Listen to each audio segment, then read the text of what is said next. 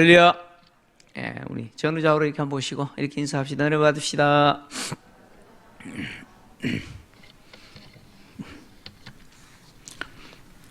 코로나가 점체 이렇게 그죠? 예, 자꾸 확산됩니다. 그래도 감사한 거는 거리두기가 다 또 2주가 연기돼서 저는 또 이렇게 격상되면 어떡하나 이런 또 염려가 있었는데. 뭐 정부 입장에서는 그렇게 해서라도 어떻게든 간에 좀 잡아야 될 입장도 있죠, 그죠? 참 보면 안타깝습니다. 안타깝긴 한데 그래도 또 교회 입장에서는 또 모임이 또 금지되고 이렇게 되면 또 성도님들이 안 그래도 힘든데 더 힘들지 않나 이런 생각들도 해봅니다. 어쨌든 여러분 기도할 때마다 이게 빨리 지나가야 되는데 그죠? 좀처럼 쉽지가 않습니다.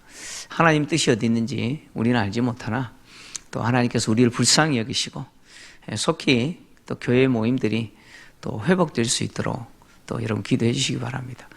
제가 지금 이제 시간을 내서 어르신들 지금 좀 신방을 다니고 있는데 막 힘들어하세요. 너무 힘들어하세요. 교회를 못 오시는 것이 어르신들로 하여금 더 마음도 지치게 만들고 또 몸도 더 힘들게 만드는 그런 요인이 되는 것 같습니다. 하여튼 위해서 좀 기도해 주시기를 부탁드립니다. 지금 다윗이 세바의 반란을 진압하기 위해서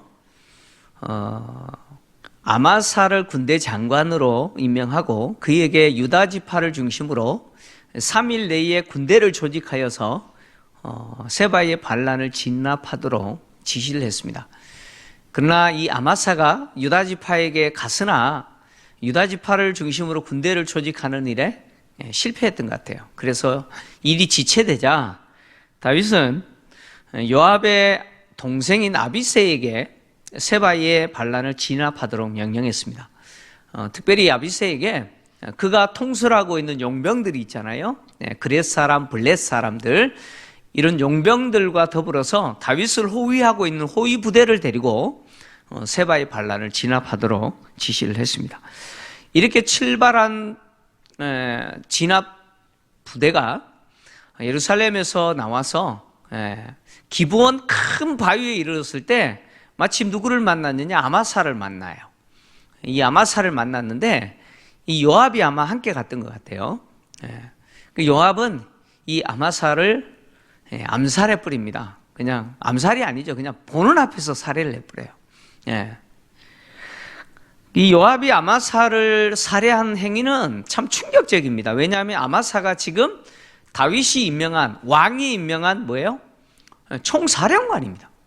이 총사령관을 이렇게 잔인하게 암살해버려요.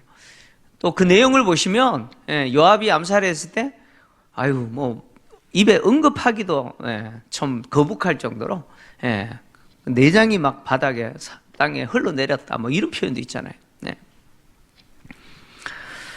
그러니까 이 세바의 반란을 진압하려고 가던 군인들의 입장에서는 너무 충격이죠.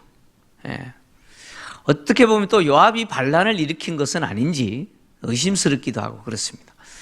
그러나 요압의 부하 가운데 한 사람이 요압이 반란을 일으킨 것은 아니다 이렇게 외쳤죠. 그리고 그가 이 잔인하게 살해당한 이 아마사의 시체를 큰 밭으로 옮겼고 또 큰 밭에서 어떻게 해요? 덮을 것으로 덮어버렸어요. 이렇게 아마사의 시체를 길에서 밭으로 이렇게 옮겨지자 비로소 이제 군인들이 다시 세바의 반란을 진압하기 위해서 또 출발을 했습니다. 이렇게 세바의 반란을 진압하기 위해서 이렇게 가는 길에 이제 이 부대를 통솔하는 자가 누구냐? 요압입니다. 지금부터 누가 등장하느냐? 요압이 제일 먼저 이름이 등장해요. 아비새가 등장하지 않고 요압이 등장합니다. 이 말은 무슨 이야기냐면 지금 아마사가 죽어버렸어요. 이 순간부터 이 요압이 아마사가 차지했던 그 총사령관의 지위를 어떻게 해요? 장악했다 그런 이야기입니다. 장악한 거예요. 그래서 자기가 이제 통솔하게 된 것이죠. 이렇게 요압이 통솔자가 되어서 이제 세바의 반란을 진압하기 위해서 세바를 추격합니다. 성경은 이 세바가 이스라엘의 모든 지파를 두루 다니면서 세력을 확산하면서 특히 아벨과 벳마아가와 베림 지역을 이르러 아벨 성읍으로 들어갔다 이렇게 이야기합니다. 그리고 그들이 세바를 따랐다 이렇게 이야기하죠. 지금 세바가 이 지나간 아벨, 벳마아가와 베림은 이스라엘 지형에 있어서 이스라엘 북쪽 지역을 이야기합니다. 북쪽 지역인데 아벨이라고 하는 지역은요, 물이 많은 초원 지역입니다. 갈릴리 호수에서 북쪽으로 약 한 50km 정도 위치해 있는 성읍이 아벨 성읍입니다. 지금 세바가 이 성읍에 들어갔어요. 그리고 벳마아가라고 하는 이 지역은 아벨 성읍이 포함된 넓은 지역을 이야기합니다. 뭐 경기도 뭐 이렇게 표현하듯이요. 이 벳마아가라는 말은 문자적으로 보면 그냥 움푹 들어간 집 이런 뜻이죠. 그 지역 자체가 움푹 들어간 곳이다 그런 이야기입니다. 아벨 성읍은 이 벳마아가 지역 안에 있는 하나의 성읍이죠. 그리고 베림이라는 지명이 나오는데 이곳은 어딘지 정확하게 아직까지 잘 모릅니다. 그러나 이스라엘 북쪽 지역인 것은 분명합니다. 특히 벳마아가 지역하고 인접한 어떤 지역이었을 거라고 추정합니다. 지금 세바는 이 지역을 지나면서 이제 세를 규합하여 자기를 지지하는 사람들을 규합하고 이제 아벨 성읍으로 들어갔는데 요압이 이 세바가 들어가 있는 아벨 성읍을 포위하고 에우고라는 말은 포위했다는 말입니다. 포위하고 이제 이 성을 정복하기 위해서 토성을 샀습니다. 토성을 사요. 토성을 쌓는다는 것은 공성전에 있어서 굉장히 중요한 전략이죠. 전략입니다. 요압은 세바를 추격하면서 벳마아가 지역에 있는 아벨성을 포위하고 그리고 토성을 쌓아서 이 아벨성을 아예 파괴해 버리려고 생각을 했습니다. 무너뜨려 버리려고 계획을 세운 거죠. 다윗이 신속하게 세바의 반란을 진압하도록 군대를 보냈기 때문에 실제적으로 보면 세바가 이스라엘 북쪽 지파를 두루 다니면서 세력을 확산했지만 그렇게 성공적으로 세력을 확산하지는 못했던 것으로 보입니다. 이게 무슨 이야기냐면 다윗은 세바가 충분한 군대를 모을 만한 시간을 주지 않았어요. 그러니까 북쪽 지파들을 돌아다니면서 세바가 군대를 모집했는데 군대를 모집하고 군대를 조직할 만한 시간을 다윗이 주지 않았다 이 말입니다. 그러니까 진압병을 미리 빨리 보내가지고 추격하게 만들어서 세바를 하여금 도망할 수밖에 없도록 만들었다 그런 이야기죠. 그래서 14절을 보시면 세바가 북쪽 지파들을 두루 다니며 아벨과 벳마아가와 베림 온 땅에 이르니 그 무리도 다 모여 그를 따르더라 이렇게 돼 있는데 언뜻 보면 어마어마한 무리가 마치 세바를 따랐던 것처럼 보이는데 실제 내용은 그런 내용이 아니죠. 세바가 아벨 성으로 들어갔을 때 그리고 그 성에서 오늘 이제 드디어 이제 그가 죽임을 당하잖아요. 한 여인의 지혜로운 한 여인에 의해서 죽임을 당하는데 이렇게 세바가 죽임을 당하는 모습을 보면서 세바를 따르는 세력들이 그렇게 크지 않았다라는 것이 드러나죠. 드러납니다. 이 말은 뭐냐면 다윗에 대해서 반란을 선언했지만 세바가 충분히 군대를 모집하는 데는 실패했다. 왜 그러냐? 그것은 다윗이 신속하게 진압 군대를 보냈기 때문에 그렇다 그런 이야기입니다. 북쪽 10지파가 비록 세바가 선동한 그 선동에 다윗에게 등을 돌렸지만 막상 세바를 지지하고 또 다윗과 전쟁하기 위해서 세바를 따른다라고 하는 것은 상당히 부담스러운 일이죠.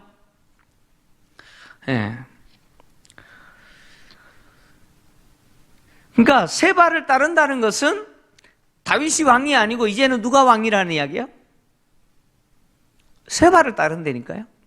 그럼 북쪽 10지파가 세바를 따르게 되면 다윗이 왕이 아니고 누가 왕이 됩니까? 세바가 왕이 되는 거죠. 우리에게는 세바가 왕이다 라고 선언하고 그와 함께 다윗과 전쟁해야 되는데, 북쪽 10지파의 입장에서 이것은 상당히 위험스러운 일이죠. 예. 결코 쉬운 결정이 아닙니다.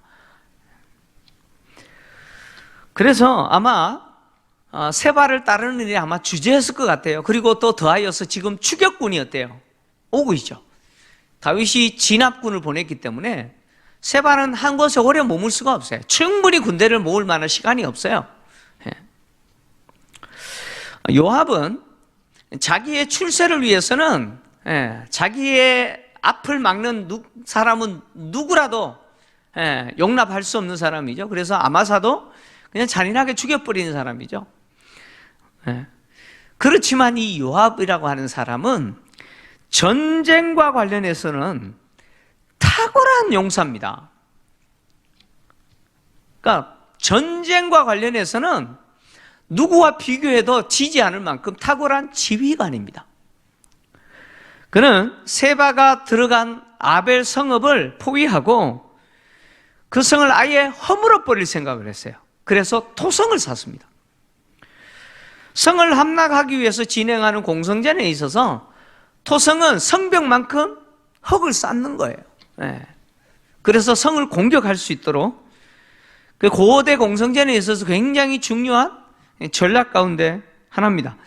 그러니까 요압은 수많은 전쟁을 경험했습니다. 그리고 수많은 난공불락의 성읍들을 어떻게 해요? 함락시켰던 경험들이 있어요. 그러니까 그런 경험들을 이용해서 그는 아벨성을 아예 무너뜨려 버릴 생각을 한 거죠. 그리고 그 성 안에 있는 사람들을 다 어떻게 해요? 다 진멸시킬 생각을 했어요. 요압이 그렇게 생각했던 이유는 뭐냐면 이 아벨성 안에 있는 모든 사람은 누구의 지지자다? 바로 세바의 지지자다, 이렇게 생각한 거예요. 그래서 이 아벨성은 남겨놓을 필요가 없는 거죠. 그죠? 아예 다 무너뜨려 버리고 그 성 안에 있는 사람들 다 죽여버리겠다, 이런 마음 갖고 지금 이 성을 포위하고 토성을 쌓은 거죠. 성벽을 쳐서 헐고자 하여, 이렇게 표현되어 있잖아요. 이 말은 성벽을 무너뜨리고 그 성을 완전히 파괴해 버리겠다, 이런 뜻입니다. 이런 상황에서 한 지혜로운 여인이 등장합니다. 이 여인은 자신이 요압에게 할 말이 있다고 요압과 대면하기를 요청합니다. 그 대면 요청에 요압이 응해요. 그랬더니 이 여인이 요압에게 이제 말을 하는데, 요압에게 한 말은 3가지입니다.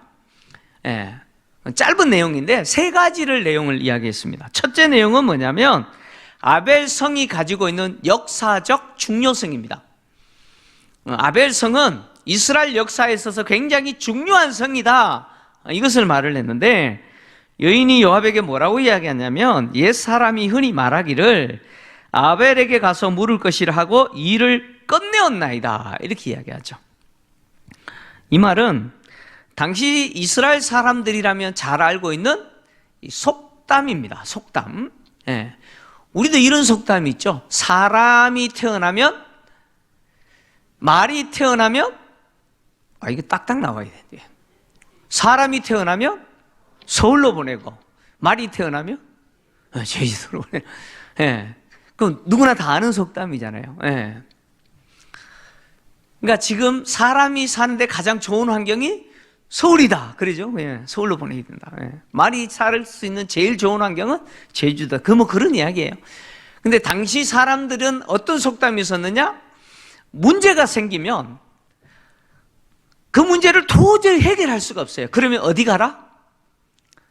어디 가라? 아벨로 가라. 그러면 해결된다. 왜냐? 당시 아벨 성읍에는 지혜자들이 많았다는 거예요. 아벨 성에는 지혜자들이 많아가지고 이스라엘 사람들 가운데 도저히 해결할 수 없는 어떤 문제를 만나거나 문제가 발생하면 아벨성에 가서 어떻게 해야 됩니까? 라고 지혜자에게 물으면 이렇게 하면 됩니다 라고 말해주면 그대로 됐다는 거예요. 그리고 일을 끝내버렸다는 거예요. 더 이상 고민할 일도 없었다는 거예요. 그러니까 이 아벨 성읍이 지금까지 이스라엘 역사 속에서 특히 이스라엘 사회 안에서 얼마나 중요한 역할을 했냐는 거예요. 이스라엘 사람들이 고민이 있을 때마다 그 해결을 해준 성읍이 어디 성읍이에요? 아벨 성읍이었다는 거예요. 그만큼 중요한 성읍이 있다는 거예요. 역사적으로 이만큼 중요한 역할을 했던, 이스라엘 사회에서 이렇게 중요한 역할을 했던 아벨성을 당신이 이렇게 허물어버리고 파괴하려고 하냐고 지금 여인이 지적하는 거죠. 지적하는 거예요. 요압의 행위가 잘못됐다는 거예요. 그 다음에 두 번째, 요압에게 이 여인이 한 말은 뭐냐면, 이 아벨 성읍은 이스라엘 사회에서 어머니 같은 성읍이라는 거예요. 어머니 같은 성읍이라는 거예요. 여러분, 어머니라면 어떤 느낌이 들어요? 어머니, 어떤 느낌이 들어요? 어머니. 인자하시고, 그죠? 그 어머니 품이 그립잖아요. 그죠? 예, 따뜻하고. 마치 그 품은 평화로운 품 아니에요. 그죠? 아무리 힘들어도 어머니 품에 안기면 다 잊어버리는. 예. 그러니까 아벨이라고 하는 성읍은 그런 가치가 있는 성읍이라는 거예요. 그래서 이 여인이 뭐라고 이야기하느냐? 나는 이스라엘의 화평하고 충성된 자유여건을 이렇게 이야기합니다. 나는 누구라고요? 나는 어떤 사람이라고요? 이스라엘의 화평과 충성하는 자다 이렇게 이야기하죠. 자, 여기서 이 여인이 나는이라고 표현한 1인칭 단수는 자기 자신을 이야기하는 게 아니에요.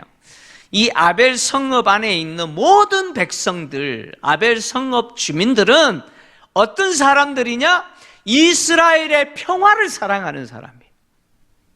그리고 이 성읍 사람들은 충성하는 사람이에요. 이 국가, 즉 다윗에게 어떻게 하는 사람이라고요? 충성하는 사람이라는 거예요. 그래서 마치 이 성읍은 어머니 같은 성읍이라는 거예요. 그런데 이 성읍을 요압이 어떻게 하고 있어요? 막 토성을 쌓아가지고 무너뜨려 버리려고 지금 하고 있어요. 그러니까 지금 요압이 하고 있는 짓은 뭐냐? 마치 어머니를 살해하려고 하는 행위와 같다는 거예요. 이거 충격적인 거잖아요. 그죠? 여러분 그러잖아요.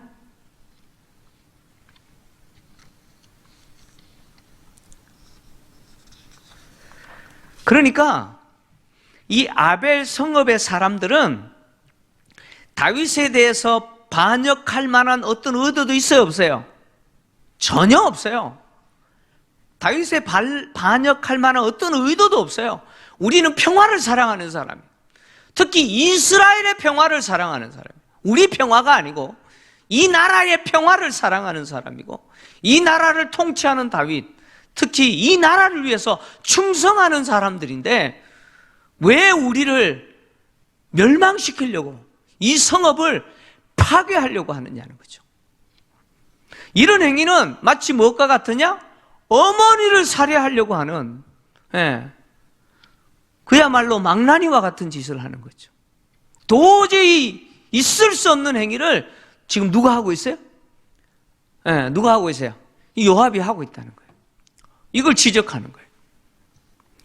그 다음에 세 번째, 이 여인이 요압에게 한 말은 뭐냐면 아벨 성을 파괴하는 것은 여호와의 기업을 삼키는 행위다 이렇게 하죠. 여호와의 기업을 삼키는 행위다. 여호와의 기업이라고 하는 말은 하나님이 이 아벨 성읍을 누구에게 주셨다는 거예요? 이 아벨 성읍 사람들에게 영원한 기업으로 주셨어요. 영원한 기업으로 주셨어요. 근데 이 영원한 기업으로 준 아벨 성을 파괴해버리고 이 성읍 안에 있는 사람들을 다 살해한다면, 결국 이것은 이 성읍을 아벨 사람들에게 준 하나님의 뜻을 거스러 버리는 거죠. 다시 말하면 이것은 율법을 거스르는 거고 이것은 하나님을 대적하는 행위라는 거죠.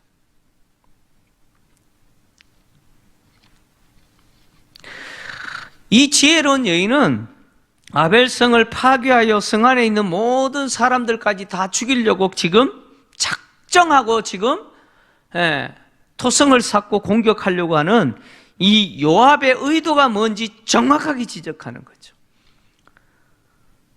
정확하게 지적하면서 요압이 지금 하고 있는 행위는 물론 세바의 반란을 진압한다는 명목이지만 사실 하나님의 뜻을 거스르는 거죠. 율법은요, 어떤 성읍을 정복할 때 제일 먼저 해야 되는 게 뭐냐면 그 성읍에 평화를 선언하는 거예요. 다시 말하면 항복을 선언하는 거죠. 평화를 선언하는데 그 선언하는 평화를 그 성읍이 받아들이지 않으면 함락하는 거예요. 신명기 20장 10절에서 12절인데요. 이게 율법입니다. 자, 제가 좀 읽어드립니다. 내가 어떤 성읍으로 나아가서 치려할 때에 그 성읍에 먼저 화평을 선언하라. 그 성읍이 만일 화평하기를 회답하고 너를 향하여 성문을 열거든 그 모든 주민들에게 내게 조공을 바치고 너를 섬기게 할 것이요. 자, 12절 같이 있습니다. 시작. 만일 너와 화평하기를 거부하고 너를 대적하여 싸우려 하거든 너는 그 성읍을 애워쌀 것이며. 자, 지금 이 상황은 이스라엘 민족 내에 있는 어떤 성읍, 이스라엘 경내 안에 있는 이스라엘 성읍을 이야기하는 게 아니에요. 이방인의 어떤 성읍을 함락시켜야 될 때 제일 먼저 해야 되는 게 뭐냐? 화평을 선언하는 거예요. 항복하라, 항복하라. 그러면 그들이 항복하고 성문을 열면 뭘 맺어요? 봉신 조약을 맺는 거예요. 그래서 조공 바치는 조약을 맺는 거예요. 섬기게 만드는 거예요. 근데 그들이 선언한 화평을 거절하고 싸우겠다 그러면 어떻게 해요? 그때 이제 성을 에워싸고 함락시켜라 그 이야기죠. 여러분, 이방인의 성읍을 함락시킬 때도 이런 절차가 율법이라면 그러면 같은 민족, 하나님이 기업으로 주신 그 성읍을 요압이 지금 보여주고 있는 이리식으로 하면 돼요, 안 돼요? 안 되죠, 그죠? 안 됩니다. 요압은 제일 먼저 이 성읍에 화평을 선언했어야 돼요. 그러니까 요압이 하고 있는 이 행위는 하나님이 이 성읍 사람들에게 기업을 주신 것을 삼켜버리는 거죠. 하나님의 뜻을 거스르는 거죠. 그러니까 이 지혜로운 여인이 말한 이 세 가지는 요압이 하는 행위가 얼마나 지금 무서운 행위고 얼마나 잔인한 행위고 그리고 심지어 이것이 얼마나 하나님을 대적하고 하나님의 뜻을 거스르는 행위인지 율법을 어기는 행위인지를 정확하게 지적한 거죠. 자, 이렇게 지적당하자 요압이 보여준 반응은 뭡니까? 요압은 어떤 반응을 하죠? 뭐라고 이야기하느냐면 결단코 그렇지 아니하다. 결단코 그렇지 아니하다. 여기 보세요. 지나친 부정은 뭘까요?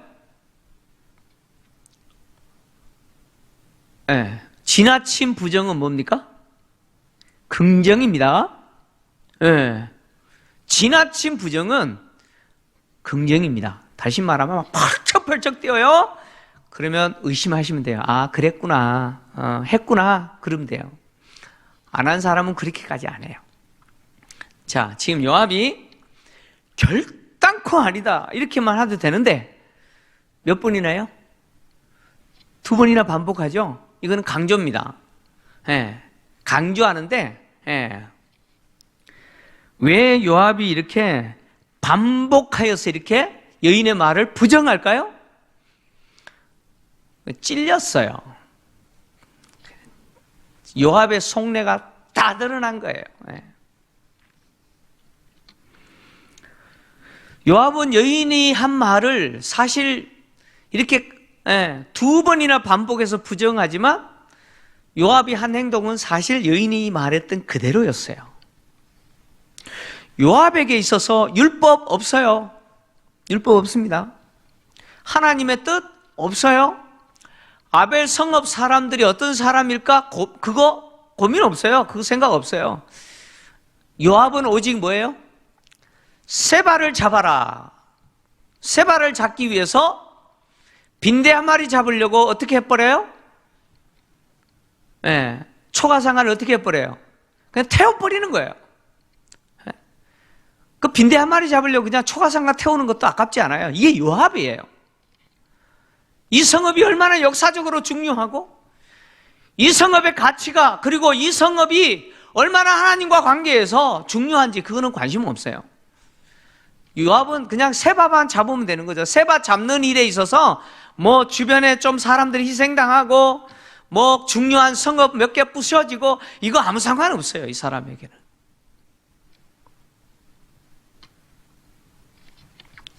그래서 여인이 그것에 대해서 지적하자 요압이 강하게 부정하죠. 요압은 강하게 부정하면서 이 원인이 뭐냐? 이 세바라는 사람 때문이라는 거죠. 세바라는 사람이 손을 들어 다윗 왕을 반역했다는 거죠. 네, 반역했다는 거예요. 그래서 그 세바만 내주면 우리가 물러가겠다 이렇게 말하죠. 그러자 이 여인이 요압에게 이런 약속을 합니다. 세바의 머리를 이 성 위에서 당신에게 던지겠다 이렇게 약속합니다. 야, 이 여인 대단합니다. 와, 그죠? 대단해요. 그리고는 어떻게 해요? 돌아가가지고 그 성읍 사람들을 설득해요. 그 여인의 지혜로 성읍 사람들을 설득하고 세바의 목을 쳐서 세바의 머리를 요압에게 던져요. 그러자 요압은 나팔을 불어서 이제 반란이 진압됐다는 거죠. 그리고 진압병들이 다 돌아가고 요압도 왕궁으로 돌아왔어요. 성경 저자는 이 여인이 어떻게 아벨성 사람들을 설득했는지 이거 좀 기록해놨으면 참 우리도 도움받을 건데 그죠? 그렇잖아요. 이 여인이 어떻게 성 사람들을 설득했는지 좀 기록해놨으면 우리도 사람을 설득할 때 이렇게 써먹어야겠다 뭐 이렇게 좀 도움도 받을 텐데 그런 기록 없어요. 그냥 어떻게 설득했는지 몰라요. 그냥 설득했대요. 그리고 또 더해서 아벨성 사람들이 세바의 목을 쳤잖아요. 목을 벨 때 세바를 지지했던 사람들도 있었을 거예요. 그들을 어떻게 처리했는지 그런 이야기도 없어요. 세바의 목을 어떻게 쳤는지 그리고 그를 따랐던 사람들은 어떻게 처리했는지 어떤 이야기도 하지 않습니다. 성경 저자가 하고 싶은 말은 뭐예요? 그것에 관심 있는 게 아니라 이 여인의 지혜와 이 여인의 활약에 이 성경 저자는 관심이 있어요. 압살롬의 반역에 이어서 일어난 이 세바의 반란은 다윗에게 있어서 압살롬의 반역과 비교할 수 없이 위험한 것이었습니다. 그럼에도 불구하고 이 세바의 반란을 진압한 사람은 누구냐? 다윗도 아니고요. 그리고요, 요압도 아니고 이름 없는 한 여인입니다. 이 어마어마한 세바의 반란을 진압한 사람은 누구냐? 다윗도 아닙니다. 요압도 아니에요. 누구냐? 이름 없는 한 여인입니다. 요압으로 하여금 아벨성을 파괴하지 못하게 하고 세바의 목을 베어서 요압에게 던져서 이 반란을 진압하게 만들었던 이 지혜로운 여인은 사무엘서에 기록된 지혜로운 3명의 여자 가운데 한 명이죠. 3명의 여인 가운데 한 명입니다. 사무엘서에 기록된 지혜로운 여인 3명이세요. 첫 번째 여인은 누구냐? 나발의 아내 아비가일이죠. 나중에 다윗이 아내 되잖아요. 아비가일입니다. 다윗은 사울에게 쫓겨다닐 때 유다 광야에서 나발의 양떼를 지켜줬죠. 근데 나발이 양털 깎는 축제를 벌일 때 그 베푼 은혜를 좀 갚으라고 이야기했는데 나발이 어떻게 해요? 다윗이 누기가 한대 그러면서 자기가 돕냐고 은혜를 원수로 갚죠. 그러자 다윗이 자기와 함께 있는 자들 다 데리고 나발 죽이려고 씩씩거리면서 갔잖아요. 그때 그의 아내 아비가일이 음식을 준비하고 다윗을 막았잖아요. 지혜로운 말을 통해서 흥분한 다윗을 막았어요. 그 다음에 두 번째 지혜로운 여인은 누구냐? 형 암논을 살해하고 그슬로 도망간 압살롬을 다시 예루살렘으로 돌아오게 하기 위해서 요압이 한 여인을 데려왔죠. 그죠? 요압이 드고아의 한 지혜로운 여인을 데리고 와서 다윗 앞에서 뭐 하게 했어요? 연기하게 했잖아요. 왕이여 재판 좀 해주십시오. 뭐냐? 저 두 아들이 있는데 한 아들을 죽여버렸어요. 그래서 우리 집안 사람이 그 아들 죽여야 된다고 지금 그러고 있는데 그 아들은 기업을 잇는 자입니다. 죽으면 안 돼요. 안 돼요. 그랬더니 다윗이 죽지 아니하리라 그랬죠. 그죠? 그랬더니 여인이 하는 말이 뭐예요? 그러면 왕은 왜 압살롬 안 데려옵니까? 그랬죠. 이 두 번째 지혜로운 여인이에요.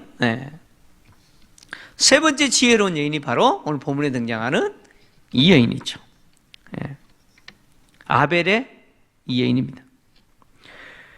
근데 이 세 명의 여인의 공통점이 있어요. 공통점이 뭐냐면 문제를 평화롭게 해결했다는 거예요. 이 세 명의 여인의 공통점은 문제를 평화롭게 해결했다는 거예요. 다시 말하면 사람을 잔인하게 죽이는 살인이 일어날 뻔했고 분열과 또 더하여서 어떻게 보면 전쟁이 일어날 것 같은 그런 위기를 평화롭게 해결했다라고 하는 그런 공통점이 있어요. 근데 이 세 여인들이 문제를 평화롭게 해결한 이유가 있어요. 그 이유가 뭐냐면 이 세 여인이 문제를 바라보는 시각이 달라요.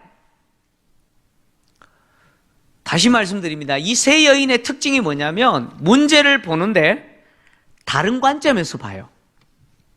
그래서 평화롭게 문제를 해결해요. 아비가일 같은 경우는 다윗이 나발을 죽이려고 가잖아요. 은혜를 원수로 갚아? 그러면서 씩씩거리면서 가는 다윗 앞에 막아서면서 했던 말이 뭐예요? 그의 이름이 나발이라는 것이 맞다. 그는 베리알의 알이다 그랬잖아요. 그리고 이 행위에 대해서 누가 원수를 갚는다고요? 하나님이 갚으실 거다. 악한 자 나발에 대해서 누가 원수를 갚느냐? 하나님이 갚으실 거다. 그러나 왕은 나중에 왕이 되었을 때 나발에게 원수를 갚았다라는 이 흠이 있으면 안 된다는 거예요. 그러니까 이 상황을 다윗은 자기가 원수를 갚아야 된다고 생각하면서 씩씩거렸는데 아비가일은 그 시각이 아니라 다른 관점에서 보게 만들어요. 하나님이 원수를 갚게 만들어요. 내가 원수 갚지 않아도 누가 갚아줘요? 하나님이 갚으신다라고 하는 새로운 시각을 보여줘요. 그래서 문제를 해결하죠. 드고아의 여인도 마찬가지죠. 다윗은 압살롬을 데려올 생각이 없어요. 왜요? 이 나쁜 놈 형을 죽여? 근데 이 지혜로운 여인은 물론 요압이 그렇게 말을 한 거지만 다윗의 시각을 바꿔주죠. 압살롬은 누구예요? 비록 형을 죽인 자지만 다윗이 사랑하는 자고 또 다윗에게 있어서 무엇을 이을 자예요? 왕위를 이어야 될 왕의 아들이라는 거예요. 버릴 수 없는 왕의 아들이라는 거예요. 그 시각을 바꿔주는 거예요. 본문의 이 여인도 마찬가지예요. 요압은 이 아벨 성을 완전히 파괴시켜서 성읍 사람들까지 다 죽이는 것으로 세바의 반란을 진압하려고 했는데 이 여인은 이 성읍의 역사적 가치와 이스라엘 사회에서 이 성읍이 하는 중요한 역할들과 그리고 이 성읍이 하나님과 관계에서 하나님이 주신 기업이라고 하는 이 사실들을 요압으로 하여금 알게 만들고 이 성읍 사람들은 세바와 관계되어야 안 돼요. 전혀 관계가 없다라고 하는, 우리는 평화를 사랑하고 이스라엘을 위해서, 다윗을 위해서 충성하는 자라고 하는 사실을 드러내어서 요압으로 하여금 시각을 다르게 만들잖아요. 한번 생각해 보세요. 요압이 이 아벨 성읍을 그냥 파괴해버리고 세바뿐만 아니라 이 성읍에 있는 사람들 다 죽였다면 평안할까요? 여러분, 평안하겠습니까? 도리어 이것이 뭐예요? 또 국가가 또 분열되는 또 원인이 될 겁니다. 무고한 사람들 얼마나 많이 죽입니까? 그죠? 세바의 반란 진압하려고 무고한 사람들 엄청나게 희생되는 거야. 이게 용납이 됩니까? 이건 또 말이 안 되는 거잖아요. 지혜로운 여인들은 문제를 보는 시각이 달랐어요. 다른 관점에서 보는 거예요. 오늘 본문에 등장하는 이 여인은 이름이 없어요. 무명의 여인입니다. 그죠? 좀 저자가 좀 이름이라도 좀 기록해 놓으면 좋겠는데, 이름도 없는 그냥 무명의 여인입니다. 근데요, 비록 이름도 없는 무명의 여인이지만 이 여인은 아벨 성과 그리고 더 나아가서는 이스라엘 전체를 전쟁의 소용돌이에서 구원한 여인이죠. 이 여인은요, 이름도 없는 여인이지만 아벨 성을 구원하고 이스라엘 전체가 전쟁의 소용돌이에 휘말릴 그 위기 상황에서 이스라엘을 구원한 여인이죠. 성경은 이런 여인들의 활약을 기록해두므로 다윗 왕이 위대한 왕이 되을 수 있었던 것은 그가 잘났기 때문이 아니죠. 이런 여인들의 활약이 절대적으로 중요했다는 사실을 보여줍니다. 이 세 여인, 지혜로운 세 여인 전부 다윗과 관계되잖아요? 그렇지 않습니까? 특히 아벨성의 이 여인은 아벨성의 역사성과 이스라엘 사회에서의 중요한 역할들, 그리고 하나님이 주신 기업이라는 사실을 요압으로 알게 하고, 그래서 이 성읍을 보존할 뿐만 아니라 이스라엘이 다시 전쟁의 소용돌이에 휘말릴 것을 막고 이스라엘의 평화를 제공하는 것, 정말 문제가 된 세바만 제거하도록, 그죠? 핀셋 제거잖아요, 그죠? 뭐 핀셋 방역도 있는데, 딱 세바만 제거한 거 아니에요. 그렇게 해서 이스라엘로 하여금 평화를 얻게 만들었어요. 여러분, 이 이스라엘 지금 현재 상황, 요압은요, 뭘 보여주냐면 남성 중심의 고대 사회에서 남성의 상징인 사람이 누구냐면 요압이에요. 요압은 어떤 사람이라고요? 남성 중심의 사회에서 남성을 상징하는 인물이죠. 그래서 그는 매우 용맹스럽습니다. 전쟁에서는 누구에게도 지지 않는 탁월한 용사죠. 전략가이고 그리고 지휘관입니다. 싸움꾼이죠. 그의 열정과 투지를 막을 사람이 없어요. 대단한 열정과 대단한 투지가 있습니다. 그런데 중요한 게 뭐예요? 그의 열정과 투지가 이스라엘 공동체를 세우는 겁니까? 하나님의 뜻을 행하고 하나님의 영광을 드러내는 겁니까? 그의 열정과 투지가 하나님의 뜻을 행하고 이스라엘 공동체를 세우는 겁니까? 아니면 이스라엘 공동체를 파괴하는 겁니까? 이스라엘의 평화를 파괴하는 겁니까? 무엇입니까? 요압의 열정과 투지는 이스라엘의 평화가 아니에요. 이스라엘이라는 공동체를 세우는 것이 아니에요.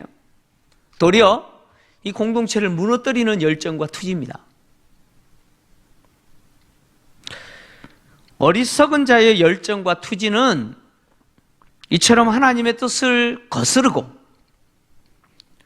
국가를 분열시키기에 위험한 열정과 투지죠.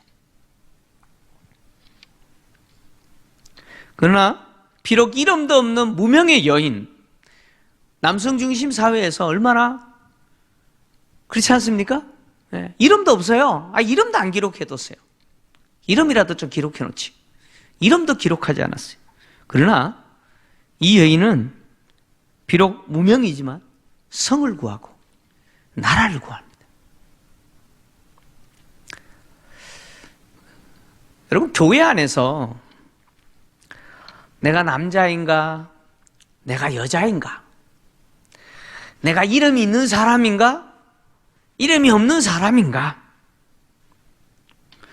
하는 이름 문제는 하나님의 뜻을 행하고 교회로 하여금 평화롭게 하고 교회 공동체를 건강하게 세우는 데 있어서 중요합니까? 중요하지 않습니까? 중요합니까?